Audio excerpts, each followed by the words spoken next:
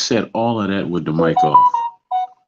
So, ladies and gentlemen, boys and girls all over the world, it's another edition of the Troy Graham Experience. We're just waiting for our special guest to come arrive, and he will be here in a few minutes. So, and there it is. So we're just waiting. You're gonna hear a lot of noise. My tablets right here giving me messages and all that, but he will be here very soon. So let's just keep talking until the gentleman gets here. One Mr. Ray Mccline, founder and president of the Atlantic City Boxing Hall of Fame. Right? I might pop up there this year. You never know. Get to go shake hands with some of the greats from boxing. I'm not going to say any names. I'm gonna allow him to tell you who's going to be on the list this year, right? And go from there. Well, hello. Hey, what's going on, Troy? How you doing? Great, great, great. Let me introduce you real quick. Well, ladies and gentlemen, boys and girls all over the world, we have the pleasure tonight of having the founder and president of the Atlantic City Boxing Hall of Fame. This is actually part two of and it's our second interview. We did a part one on Major Key's show, and then we're doing a part two over here. As I told the brother when I first met him, he is a foundation builder, and he is a history maker. So, ladies and gentlemen, without any further ado, Mr. Ray Mccline. Thank you, Troy. I really appreciate it. Always, man, anytime I get a platform that I'm able to share, the story of the Atlantic City Boxing Hall of Fame or my personal story, I don't take it lightly, and I appreciate the gesture that you've always made with giving me the opportunity to share, what we do here at the Atlantic City Boxing Hall of Fame. So again, thank you, and you gave the heavy accent, Jamaican accent today. So, yeah, you know what, Ray? Why don't we start off by giving a quick bio for those who didn't see the first part of our interview? That was last year, wasn't it? Was it last year? Last year. So just give a quick bio as to who you are and how you became the president and the founder of Atlantic City Boxing. And how many years have you been in business? Well, my story is one, of a person of perseverance and hard work. Started out in the boxing business, probably close to 35 years ago.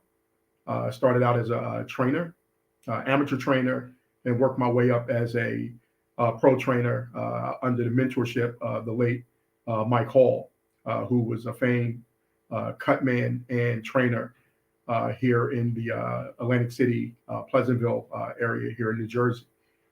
He was noted cut man and trainer for the former five-time world champion Virgil Quicksilver Hill. He was also, longtime cut man with Virgil Hill when he was with Eddie Futch and Freddie Roach, and then he became the head trainer.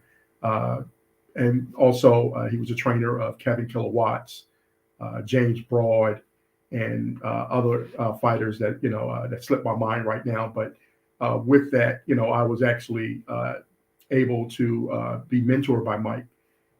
And he took me under his wing as a young man. I was probably like 16, 17 years old at the time. I was working in a summer program at the Pleasantville Recreation Center, and working actually with Kevin Watts, who became NABF and USBA middleweight champion during the late 80s. And with that, it literally just opened doors of opportunity, just being at that particular boxing gym where all the fighters were coming in at that particular time to train as they prepared for fights in Atlantic City. And with that, I was introduced to basically the hierarchy of boxing, all the promoters, all the managers, all the amateur elite fighters were coming in town. Seeing people like Simon Brown in his early years in Atlantic, when he was fighting at the Tropicana, Atlantic City, Maurice Blocker, getting the chance to see, young Lennox Lewis. I remember when Lennox Lewis came after winning the Olympics, when he was training, I think at that particular time with Johnny Davenport, and had a chance to see, young Mike Tyson and there's so many people. But with that, it introduced me to boxing at like 16 years old, and as I grew, in the sport, I worked with Mike with Virgil from 1994 to 2007. Worked with Ray Mercer, worked with Tracy Patterson, Kevin Kilowatts, also Mighty Mike Arnanutis. And then there was other fighters that we worked with over the course of time. Brian Nielsen, when he was preparing the fight, when he fought actually Mike Tyson, it was the Tyson's tune-up fight before he fought Lennox Lewis. They hired us to work with him over in Denmark, Copenhagen. It was like 45,000 people in the soccer arena to see that particular fight on Showtime. But with that, again, it opened up doors for me in the boxing world. With that, I was able to take some of the investments that I had from that I was making into boxing, got involved in the real estate mortgage business. At the same time, I was working at the casinos. So I was, young guy, trying to build. And with that, end up building a pretty good network, from the real estate mortgage business into consultant business. And then, I transitioned back into the boxing business with the Atlantic City Boxing Hall of Fame, in which founded in 2014. And it took from 2014 to 2017 to actually build the infrastructure. And then we did our first event in 2017, our inaugural event. And it was, through hard work, dedication, and also a great team. I had a great team that was involved with me, my partner, Rod Green, who's the vice president. And at that particular time, also Angela Crockett, who was at that time our director of communications, and Rob Scott and a few other people. And then we brought, new members onto the team, Jay Torres, who's my webmaster, graphic designer, also marketing director, our new communication director, Whitney Oman, who's been with me also from day one. And just, John Martin, gentleman that does our exhibits and the coordinator of our exhibits and memorabilia and all.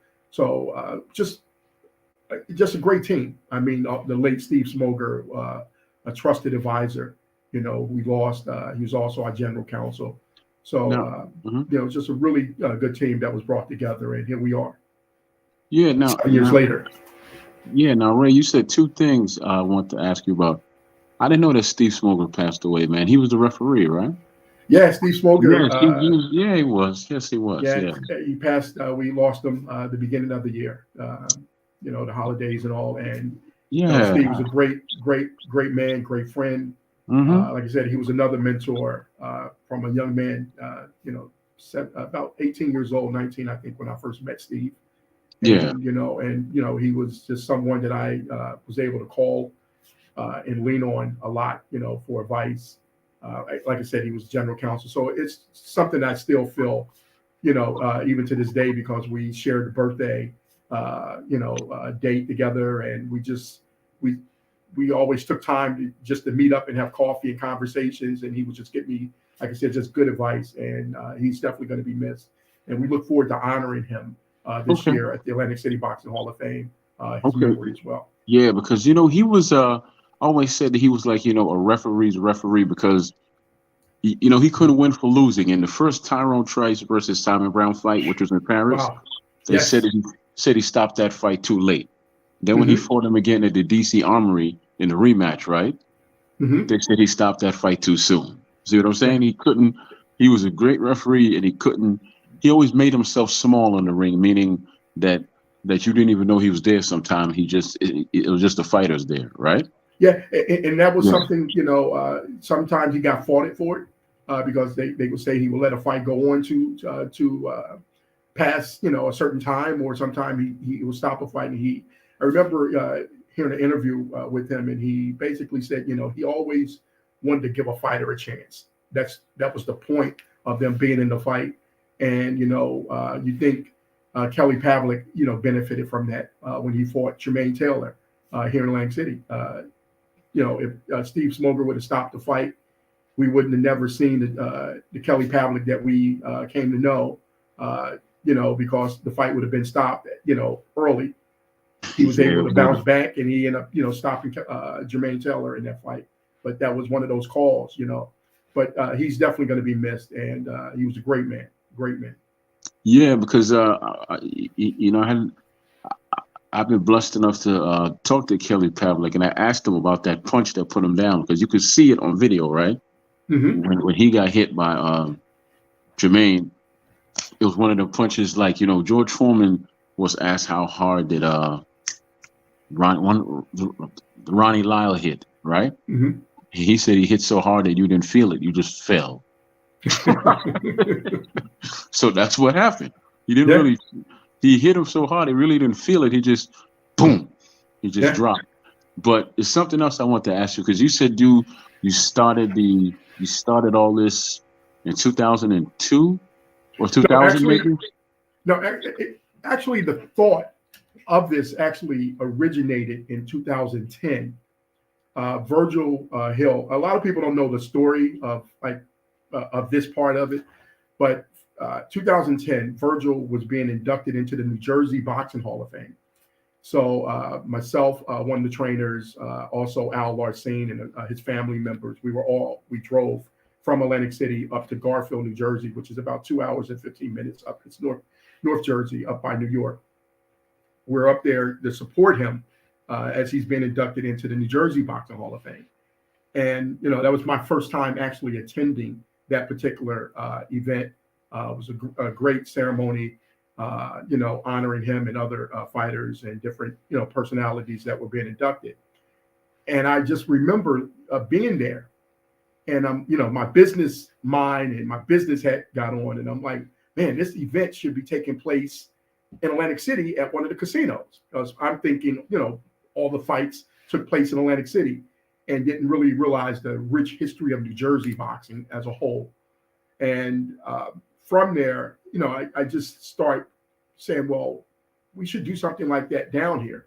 And I reached out, to the New Jersey Boxing Hall of Fame, and, kind of the person that I spoke to probably had no idea at the time of what I was thinking or my motives or anything. I was just like, hey, look, if you guys ever thought about doing this in Atlantic City in the casino, I can be of some assistance, because at that particular time, a friend happened to be the owner of Resorts Casino, and I had some business dealings with him at the time, late Dennis Gomes, and I was thinking, well, I can kind of broker a relationship where they can do this at resorts, and of course, I wasn't known in that circle, so it was kind of brushed off.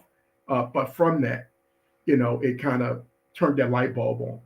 And right around 2012, 2013, they were having this, the former mayor of Atlantic City, Lorenzo Langford, was having this event. It was called the All-Star Gala of boxing. And they were highlighting all the boxers, and promoters and everyone. And they brought them in the first, I think 2012 and 2013. And I remember going, man, these guys, they're doing what I was thinking with, the Atlantic City Boxing Hall of Fame. And I remember man, why don't they call it the Atlantic City Boxing Hall of Fame instead of this All-Star Gala? And I wanted to kind of reach out and kind of give it to them. But when you have something, you realize, hey, I may actually have something here. So I just started going on and doing my own research, and really started digging up and seeing basically the history of Atlantic City and how far it went back. And it preceded the casino years, the 80s, as we've seen, the heyday of Atlantic City boxing. And I started going back and seeing that it actually went back, turn the century, and it was, a lot of fights that were taking place in Atlantic City in the early 20s, and actually I drive down the road where my house lived at. It's called Jimmy Lee's Road. and one of the founding families was one of the original first boxers from this area is Horace Leeds. His family was the actual founding families of founders of Atlantic City, and they have a big presence, like I said, here in the Galloway, New Jersey area. And as you look back, and that was in the early 1800s, and so when I started really looking at the rich history of Atlantic City and that there was no Atlantic City Boxing Hall of Fame established, to me it was like a no-brainer. And like I, went out, I got the name, put incorporated it, and like I said, I did my research and I began to build the infrastructure. I was up late night looking at various Hall of Fames and how they inducted various people, how they qualified them, what was the criteria, what was the rules, the different things. So, and I built that out. I remember having conversations with my partner, Rod Green at the time. I remember speaking with Steve Smolder, getting guidance from a legal side, how that should look, how we should structure it. And it took, like I said, from 2014 to 2017 to build. And here we are now. Okay, yeah, because you know what? That, like I told you when we first spoke, that is an incredible journey because I'm gonna tell you why. Because of who you are and because of where you were. I mean, where you are. Because at the time, when you think of Atlantic City, you don't look like you could be the face of anything in Mm-hmm. Atlantic City. You understand what I'm saying without me spelling it Yep. out, right? Okay. So now here you are, and you go through. You first get the idea early 2000s, and then 3-year period you start building, right? Mm-hmm. It's 4-year period. It was 2010 was the actual original thought, and then it took 2014 to actually incorporate it. okay. Okay. Now, how do you get from the building stage to actually getting people to see your vision and having that team around you? Because as we all know, no man is an island, so you can't do everything by yourself. So Without question. how do you get that vision? And then how many fighters have actually come through there and been inducted into the Hall of Fame? Well, like you said, no man's an island. It takes a team, and I had a great part. I have a great partner in Rod Green. He's one that I lean on a lot. I always say, I think it, and he brings it to life. The slogan that we have, where boxing history comes to life. He actually wrote that. We were building out, our mission statement and different things. And I remember he had sent me over that tagline, and I'm like, wow. I said, you hit a home run with that one, And he's just, he's a very creative person, creative thinker, and I was able to just really glean from him, as I would share my experiences. I remember there was times it was almost like he was interviewing me, where he would ask me a lot of questions of my experiences from what I've seen from different boxing events that I was a part of here, in the domestic USA or over in Europe. And I would just tell him all the different experiences and what I thought things should look like at certain events and how I wanted to do the Hall of Fame and just to spin on it and put our flavor on it. And because I knew that, our faces was going to be a lot different than what, other people would see in the space as directors or, leaders of a particular organization, and I take a lot of pride in that, knowing that, I don't look like, everyone that's in this space. And it took us, being comfortable with what we wanted to offer in this space and how we wanted to go about it. And so, yeah, it's a team, like I said, great people that work with us. Angela Crockett, who was with us for like She's 7 great. years. And, She's actually yeah, very she is. great. And Yes. unfortunately, she won't be with us this year, I salute her for everything that she's done with us, and we'll definitely be missing her presence, but again, we built a pretty good, infrastructure and good people around us that's able to be plugged in and, operate within the spaces that we need. And like I said, it's been a well-oiled machine. We've made some mistakes, and a lot of them, thank God, they've happened, behind the scenes, but anyone that put on events know that's going to happen. But we feel good about the brand. We feel good about uh, the presence that is made in 7 years. I mean, we've had some of the biggest names in this business, come to this event. I mean, first year, Michael Spinks, Don King, the White Muhammad Qawi, Mike Rossman. I am missing names. The great You know he's Larry from Hazard, the Baltimore, commission. right? What's You that? know that you know that Kwawi actually is from Baltimore. Yes, I do. Yeah, Yes, and yeah, I think, yeah, and yeah, if I'm yeah, not mistaken, he's still and he yeah, lives there currently now as well. yeah. You know, Mm-hmm. uh, and I spent a lot of time around Huawei here in the gyms in Pleasantville and Atlantic City. But like I said, we've had Don King, Mike Tyson. I mean, I'm sorry, Michael Spinks. We've had Evander Holyfield, Vinny Pazienza, Ray Mercer. We've had Roy Jones, Felix Trinidad. You know, James Toney. I mean, the greats have been here, and this year is no exception. We have a great class, and we expect a great turnout. Again, we partner with the Hard Rock Hotel Casino. We have a Okay, 2-year deal. okay. We just signed that, and I'm really excited. We went from starting out at the historic Claridge Hotel in a 500 seat theater. Now we're at premier property in Atlantic City, the Hard Rock, which is a global brand, and now we are in a 1,500 seat theater. And Okay. that's through God's grace and favor. So Okay. don't take any of that lightly.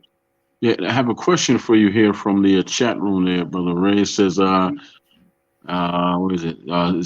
It's Puerto Rican Rum is the gentleman's name. So Troy, ask him if anything can be done to bring back big time boxing to Atlantic City, like in the '80s and '90s. That's Troy. That's a great question, and I don't know if we can ever bring boxing back to that level uh, because there's so many other venues that are doing boxing now all over. I mean, there's more casinos that's opened up in a lot more places, especially here in the Eastern Coast, East Coast. I mean, you have Baltimore Live, you have the MGM in Harbor, in the National Harbor. You have casinos up in New York now. You have casinos in PA. So I don't know if Atlantic City would ever capture that that it had in the 80s and 90s. But I do think we are back, with what we are doing with our initiative with the Hall of Fame. But also, there's other, promoters that have been doing shows. There's a show Saturday night at the Showboat this coming Saturday. Alex Barbosa and I think R&R, R&B Promotions. You have Thomas Lamana, Rising Star doing the show. I think March the 25th at Boardwalk Hall. You've had, other promoters, Samson Lovewick. They just did, I think, 2 shows in April and October at Bally's that was on Showbox. So it's slowly, coming back, and there's a few shows I know that's being talked about, for the year as well. So again, will we be able to bring the big time boxing back?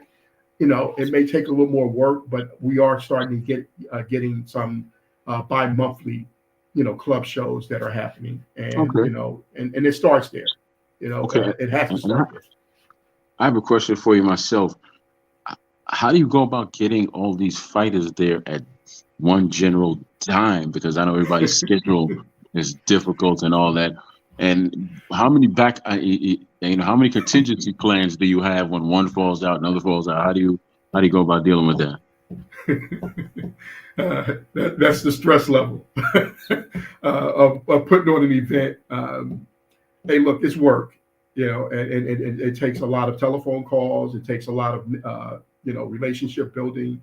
It takes communication. I mean, it starts early. I mean, we're what 8 months out from the event, the end of September, September the 29th to October the 1st. I've been, in communications literally. Uh, I think it started right around Christmas time or right before Christmas. I started reaching out to some of the inductees that I knew was being, once we made our selection, our committee made the selection, I started reaching out, and I've spoken to everyone. I've spoken with Big George Foreman. I was actually on a conference call with him, and also Joseph Selaquito, who's the president of the Boxing Writers Association. He had me on with a call with Big George. Also, I was on with George's publicist, Bill Kaplan. I've spoken, conference Zoom call with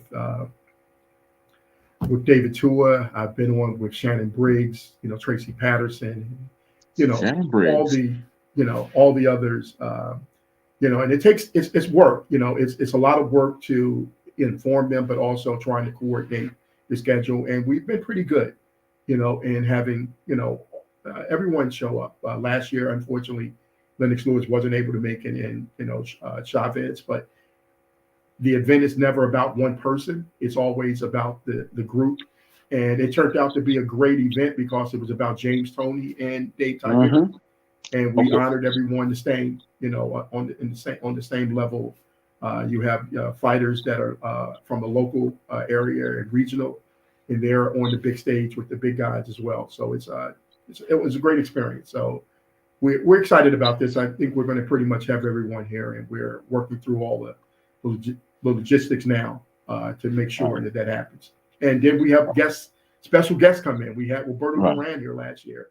Okay. Okay. We had, Okay. Yeah. Shannon Briggs was his first time experiencing it. We had Tim Witherspoon and Michael Spates and Ray Mercer and Iran Barkley and Junior Jones, Montel Griffin. Junior Jones is hilarious. Yeah. Yeah, yes, he is.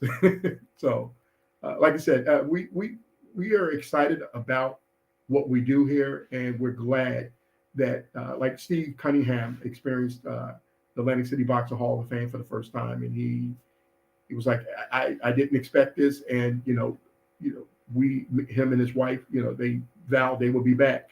Pinklin Thomas, who's in one of our inductees this year, experienced it. Him and his family, and and he's being inducted this year, and he's already like, hey, look, I have like 30 people ready to buy tickets and rooms, so let's, and we're going to sell in March, but they're ready to be here from Florida. So.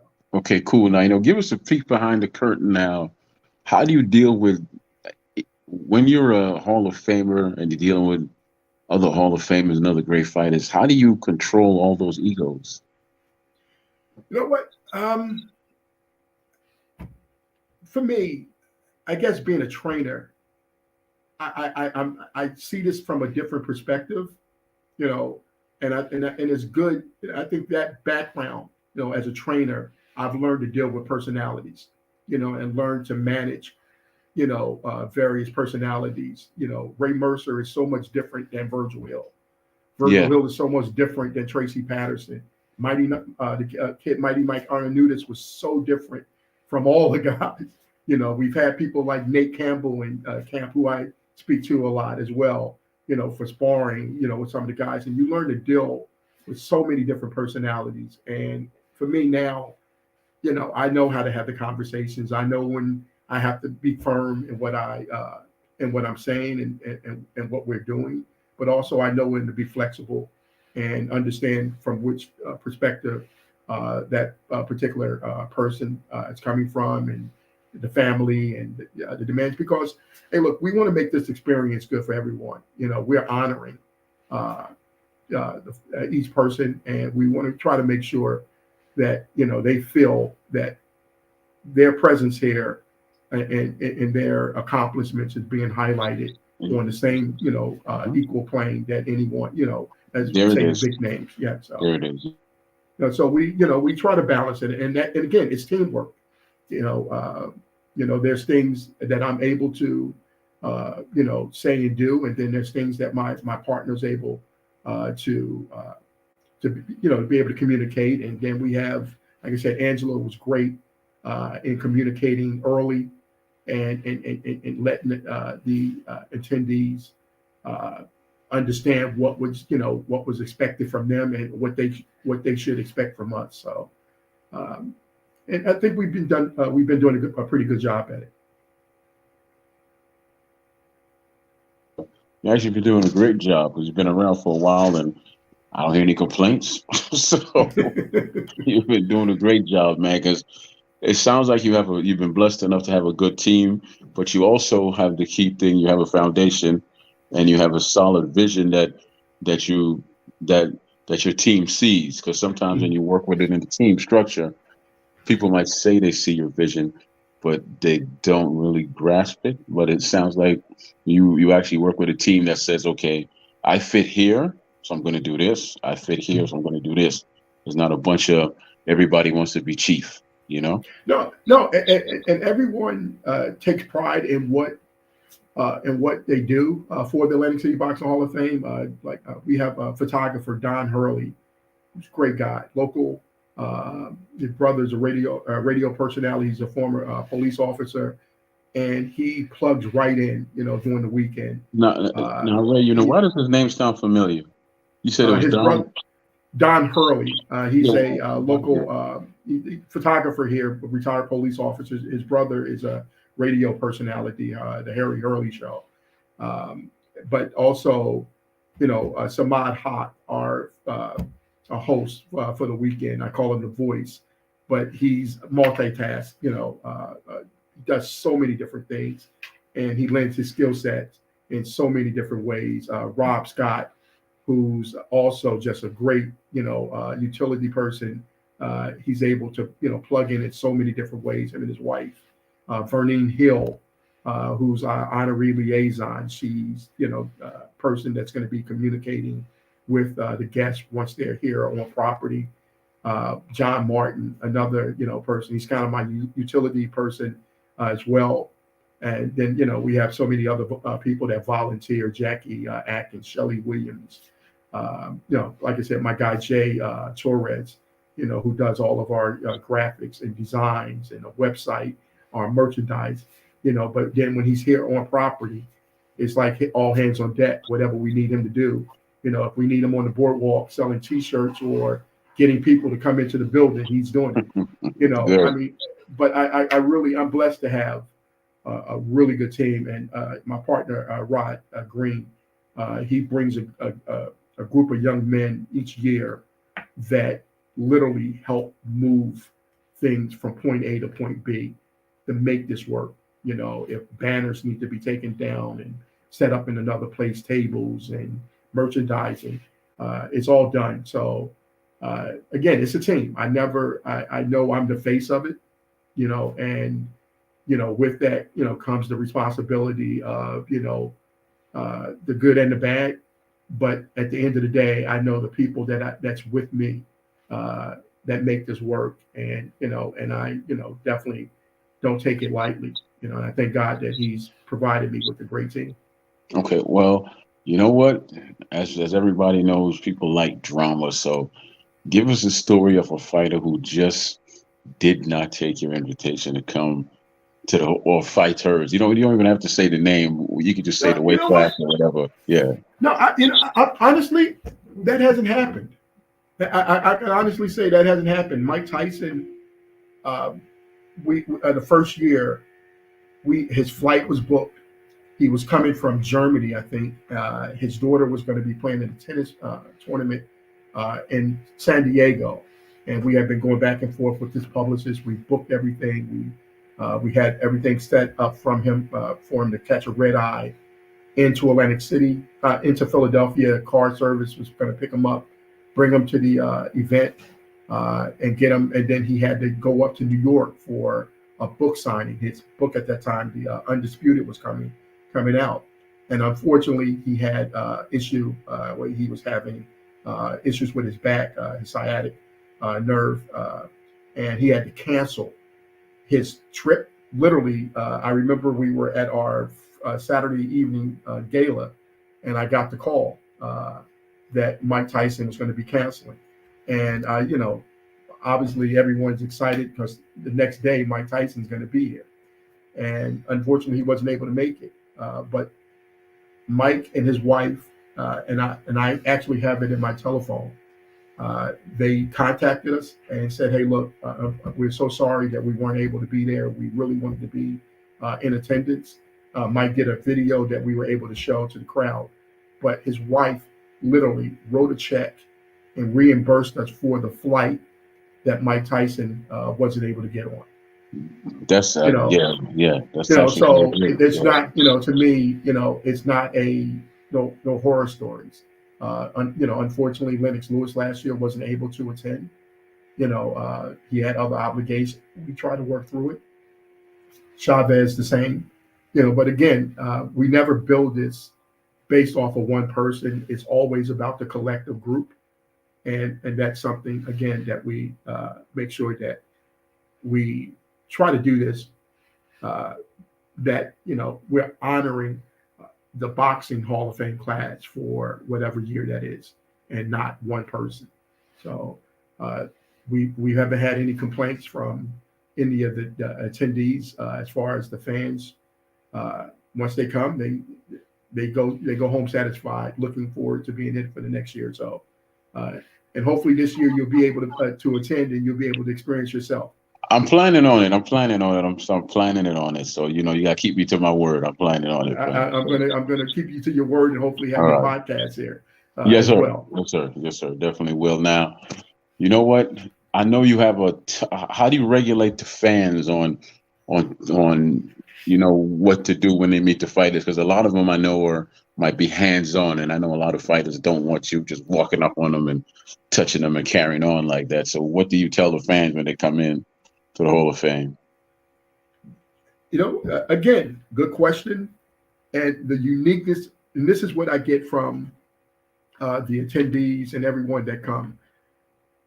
They like the experience of the intimacy of this event, because you do get the chance to mingle with the fighters. You do get a chance to actually be in a space with them where it's not, stuffy, and it's not about autographs only. We do have opportunities for that at our fan experience, but like our Friday VIP event last year, our kickoff was our boxing and music. We had the legendary hip hop pioneer Roxanne Shante as our host, and our DJ Young Hitter. We had Jerry Cooney there. We had Randy Gordon. We had Joe Pasquale. We had Tim Witherspoon on the dance floor, Mike Spinks on the dance floor. We had Shannon Briggs. There we have Montel Griffin do stand up comedy, and everyone is just mingling. That it was nothing. Roberto Duran is there. It was nothing stuffy about it. It was just everyone's able to just mingle. It was like a big reunion. And then on the Saturday we have our fan experience, and we have all the fighters set up at various tables, and they're able to do autographs with the fans, take pictures. We had different exhibits. We had the Jersey Joe Walcott experience. We had the Fighters Heaven, what was it? Muhammad Ali's training camp. They had Mhm. a setup there. We had Joey I and the Italian Boxing Museum from Philadelphia. We had the great Russell Peltz with his book. We had, I think Montel Griffin had his book. Pinklin Thomas, Steve Cunningham had his art and his comic books. That's right. Uh, He does draw. He does draw. yeah, I heard so him. I I heard mean, him we had a mention that. little of Yeah. everything there. Milton Levon and the icons of boxing, memorabilia, and just so many other, just a lot of things. We had cornhorn, we had spar bar boxing equipment set up, and there was a lot of different things that you can interact. So the fans, it's not stuffy. It's an experience where you're able to really just kind of interact with the fighters. Some are doing autographs, and they're charging, and some are just meeting and hanging out with the fans and having conversation. We had various podcasts set up, and interviews were going on at the same time. So Troy it's a great Graham experience. experience. Great experience. Yeah, and you keep saying that word. I guess I guess you really want me to come out this this year. Hey, look, hey, hey, Yeah. hey, look. We what what I try to do with this, uh, and I'm becoming more comfortable saying, like I looked at the ESPYS, I looked at the Grammys, I looked at the Oscars, and various award shows. And the boxing world has over the years have done the tradition of banquets where everyone's sitting around a table, you're having food, you're on the desk, and the uh, inductees are being honored. And while you're up there, there's a lot of chatter. There's a lot of things going on in the audience, and it kind of takes away from the moment. So what I wanted to do was, hey, look, let's give the experience that you get at these other national events. Why do we have to cheapen or downsize what we do? So I've been to the NBA All Star weekends. I've seen what that looks like.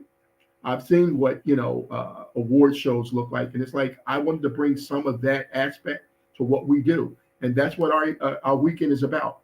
It takes on some of those elements, and at our Hall of Fame induction ceremony, it's more like an award show.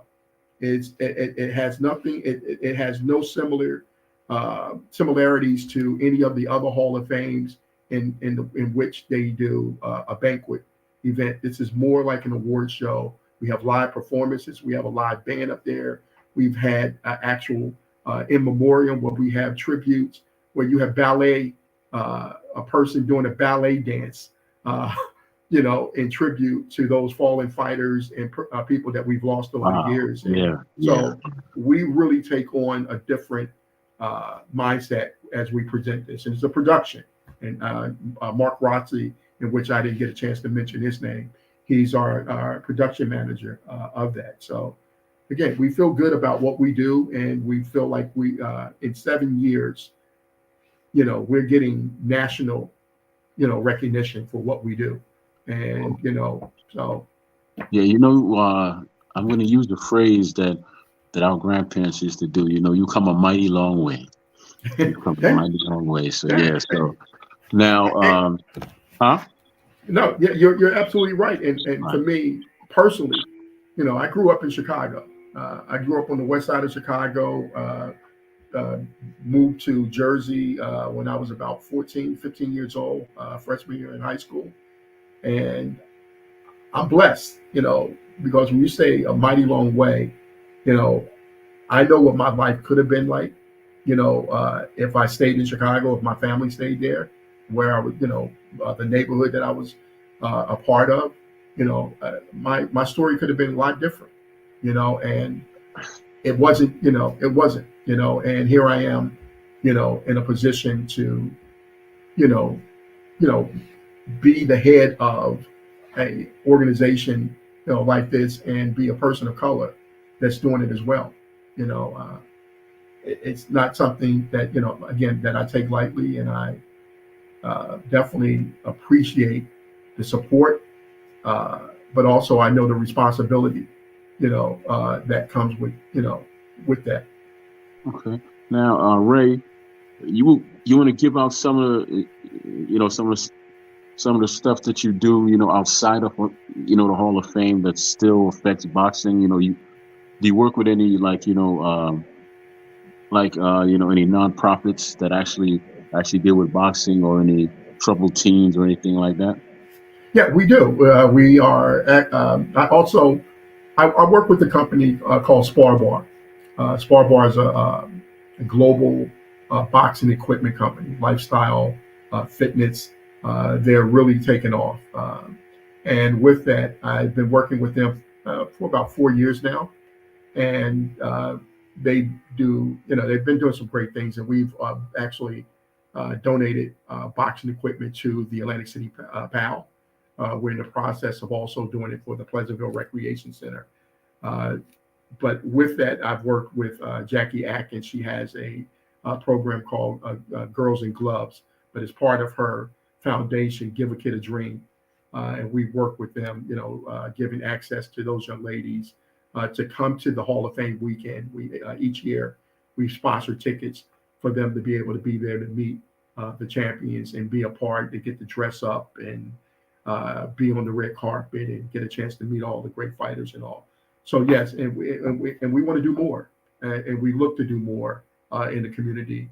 We feel like we can play a role in what goes on in some of our communities, urban communities, where kids are being affected with some of the various, issues before them. And I think it's our duty, especially for me personally, as a black man, to be able to get back in that way. So there's some things that we feel that we're going to be able to do more this year than we've done over the last couple of years. But we are, part of helping the Atlantic City PAL program, as well as the Pleasantville Recreation Center, in which we,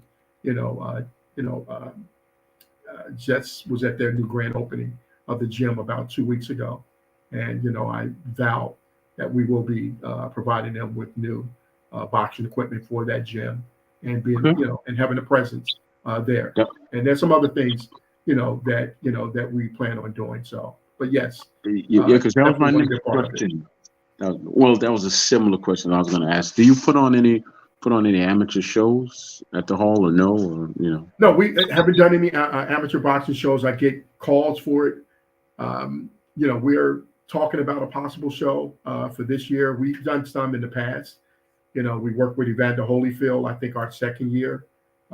We did a show with him with his Real Deal promotional company. The second 2018, and then 2019, we worked with Golden Boy, because Bernard Hopkins was being inducted that year. So we did a show in conjunction with Golden Boy that year. We haven't done one since, but we are in communications of possibly doing a live pro show, as part of the Hall of Fame weekend for this year. But as far as the amateur program, no, I haven't personally gotten involved with it. And it's been it's tough now doing what I do to kind of get back into the gym. There's times I want to get back into the gym. I've had a few calls for some of the fighters, like, hey, would you come in and do some mitt work with me, or just come in and give some pointers? And every once in a while, that part of me want to do it. And one of these days, I'm going to get myself back in there. That's what I want to ask you. Do you ever step back into the actual boxing world and do some training, even if it's just to stay in shape, or just because you see a fighter and they ask to work with you? Have you, But I think you answered my question. You said you haven't done it, right? No, You ever I stepped out haven't. there training side of it? I get the calls. I just haven't been able to, to do it, because this becomes almost like a 24-hour a day job year Okay. round. There's a lot of planning that goes into this, and there's a lot of telephone calls. There's a lot of emails. There's a lot of Zoom things. There's a lot of meetings, building relationships for sponsorships. So it becomes, it's work, even when I don't want it to be work. But I would love to get back into the gym, just on a personal level. Not so much to train. I don't want to be a trainer anymore. I don't want to be in corners, because to me it's a lot that goes with that. I'm not the type. Whole lot of time. that- Whole lot of yeah, time. if I'm with you, I'm with you, and I want to be there all the way through. I don't want to just get part-time work, because I know what it takes, and what needs to be put into a fighter. So, so right now that's just not my drive. No, but you know what I'm hearing? To be honest with you, you would love to do it, but your main strength and your focus right now is the Hall of Fame, right? Yeah, it is. And Right. So after the show, I'm going to talk to you about something, but not on air. I'm going to talk to you, okay. and I think once I start talking to you off air about it, you're going to agree with what I'm saying. But we'll do that after Hey, the. look, and I haven't forgot something that you mentioned to me before offline, and I would love to revisit that, because I think it really do have legs, and I think it's something that you, if nothing, like what I've learned and what I do in business from my consultant part, I connect people with opportunities, and I know how to connect the dots, and I'm always listening, I'm always hearing, and I can figure out how things can work and where you can position something. And something that you said to me before, that I definitely believe that I can help you. It's nothing in it for me that I want to, anything out of it, but I definitely believe I can help you in the right direction, get it off the ground. And I do that a lot. I've helped various promoters get established here in Atlantic City, and you know, don't look for the credit. Some of them, have said thank you. Some of them probably won't admit that I was the person that helped get them there. But it was never for me. It was never about that. It was always trying to better what we do here in Atlantic City. And for me, the Hall of Fame is great, but in order for people to remember boxing in Atlantic City, we have to have boxing here. So that was always my focus. How can we continue to bring more promoters here? And I'm always looking to do that. I tell you what, brother. Yeah, just after the show. But you know what? It's been great. We still got 9 minutes. But if you want to give out your social media contacts now, and then we'll get back into the conversation because I'm still. This is going to sound like a petty thing, but tell me about the food, brother. Tell me about the food and all the activities outside of meeting the fighters and all that. Hey, well, social. I know I'm asking about the food. Hey, I know you're a chef. I know, that, like I said, I have to experience, the jerk chicken and everything, that you've been There talking you go. about. There So, you go. so I again, I haven't forgotten. So I definitely want to, experience some of Chef Graham's food. But our social media handle is ACBHOF. You put that in for Twitter, for Instagram. It should come up also for Facebook. Our website is ACBHOF, www.acbhof.com. And pretty much you're going to find, all of our information from there, links to our YouTube channel, links to all of our social media platforms. And we're pretty active on social media as far as mainly Instagram and Facebook. And our website, holds a lot of different, information. You're able to link out to other people that are connected to us as well. So, again, ACBHOF is our tag, and that'll take you pretty much to everything that we're connected to. Okay. Well, thank you, man, brother. I want to thank you because, as I stated before, and I'm gonna stand by it. You're a foundation builder and a history maker, like I like to say.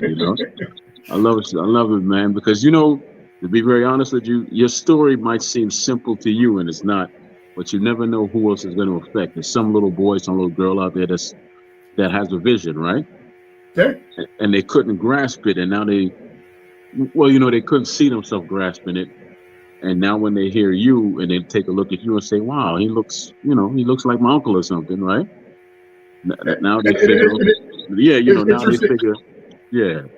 Now, it's interesting that you said, Troy. I was at in November. I was inducted into the New Jersey Boxing Hall of Fame, and I remember standing on the podium, and there was a young man prior to uh, they were recognizing some of the young amateur boxers for various things that they've done, tournaments and all, and that was their moment to be recognized. And one of the young fighters had made a comment that I heard, and the comment was basically like, "One day I'm going to be up here."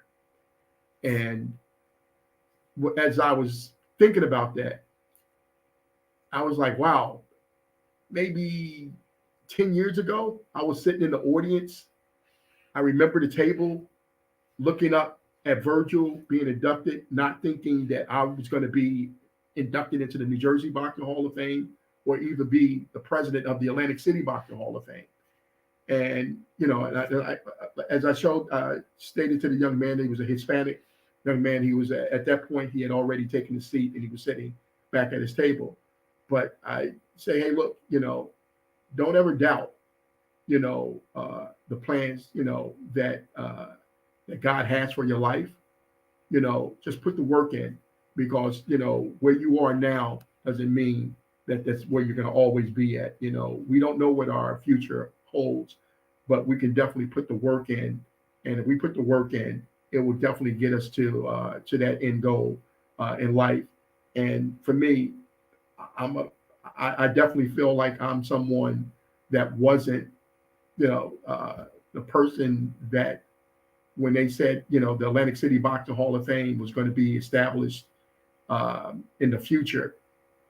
I'm sure I wasn't the person that, you know, they were going to look in the book and say, oh, the guy's going to be an African American kid from the west side of Chicago that was transplanted to New Jersey.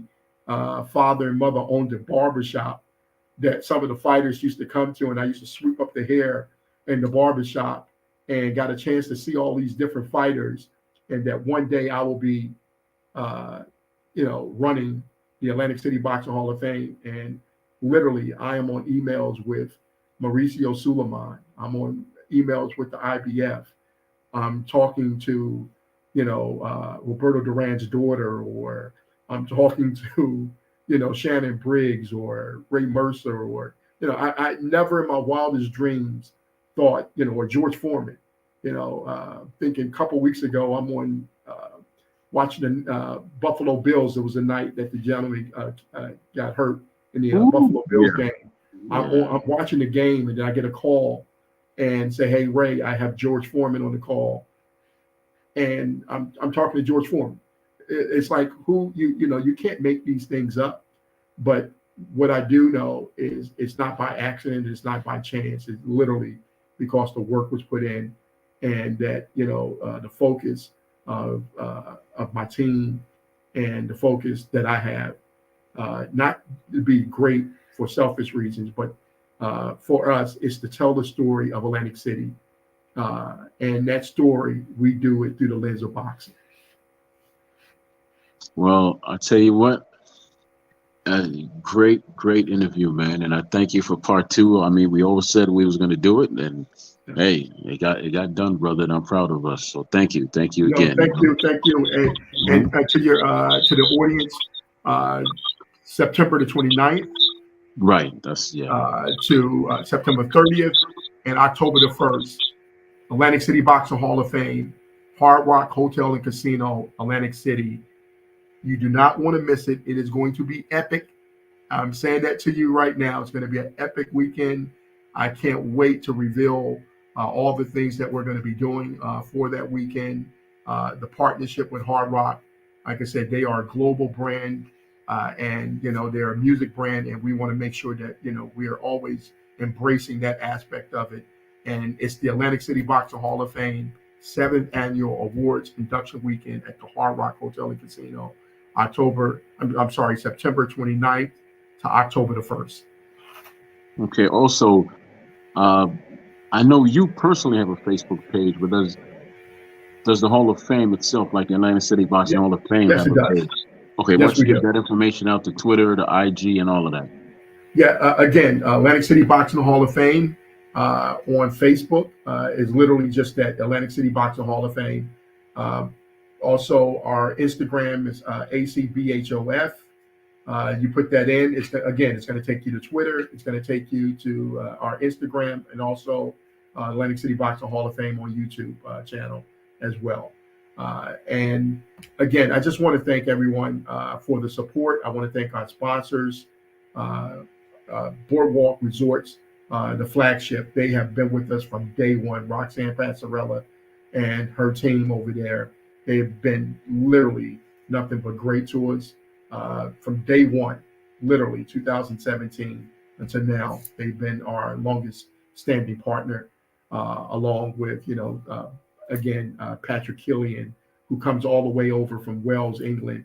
He's our official artist. He paints Wow. all the paintings for all the fighters.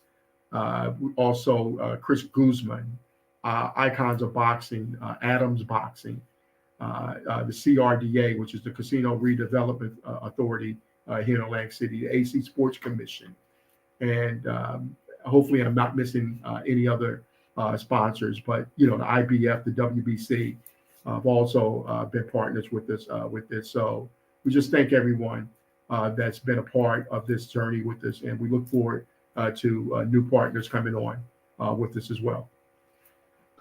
Thank you very much, sir. After the show, I'll give you a call. I just want to Thank you for your time because that's the one thing in life you can't pay back. So you got to use it wisely. No. So Hey, thank. Troy, thank Uh-huh. you again. I appreciate you, and again, I always appreciate the outlet that you give, and the ability to tell again the story of Atlantic City Box Hall of Fame, but Mm-hmm. also my personal story. Yes, sir. Thank you very much. Thank you very much. And before you leave, I want to say this: what you have here, this gentleman, he doesn't have wings and all that, right? Doesn't have wings. He can't walk on water. But what you have is a man who had a vision, and he was strong enough to walk the path of his dreams, which a lot of us don't really do.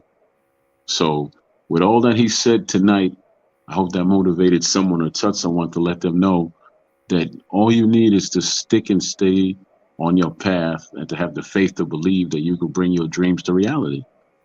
And there Yeah, you have it. All yeah. right. Words of wisdom from the great Troy Graham. All right, brother. Thank you very much, Thank you, man. bro. All Thank you. right. Peace. Mhm. All right, ladies and gentlemen, boys and girls from all over the world, it's been another episode of the Troy Graham Experience. Hopefully, those that have joined me, I thank you so much because you gave me the most precious thing you have in this world, which is your time. So thank you for that. All right. And those that will watch the replay, thank you. Those that are watching it on Facebook and IG and wherever else I posted it, thank you, thank you, thank you. Let me just read off some names so I don't leave anybody out because that wouldn't be good. So we got Khan Shanery, bless up. True Media Today, USA Boxing, aka Coach Malachi, bless up. You have myself, bless up. Brother Major Keys, bless up. You have Modern King Boxing, bless up. I like that. MKB, bless up. Puerto Rican Rum, he who asked the good questions. Bless up, bless up, bless up. All right.